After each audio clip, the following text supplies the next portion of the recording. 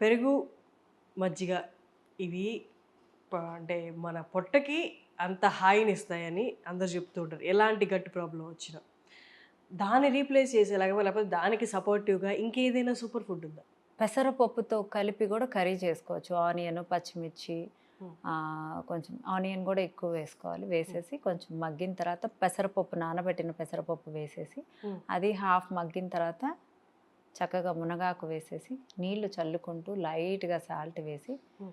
చక్కగా మగ్గ హ్మ్. పెట్టుకొని దాంట్లో అవిసె గింజల కారం గానీ, నువ్వుల కారం, కొబ్బరితో కలిపి వేస్తే హ్మ్. డెలీషియస్ టేస్టీ మునగాకు పెసరపప్పు కర్రీ అవుతుంది. సూపర్. ఓకే. అలా తినలేని వాళ్ళు జస్ట్ చక్కగా అన్ని వెజిటబుల్స్ ఏసి, హ్మ్. అన్నీ మగ్గాక కొంత మునగాకు వేసి, అది గూడా బాగా మగ్గాక చక్కగా రైస్ వేసి, గరం మసాలా వేసేసి ఫ్రైడ్ రైస్‌లా చేసుకోవచ్చు. హ్మ్.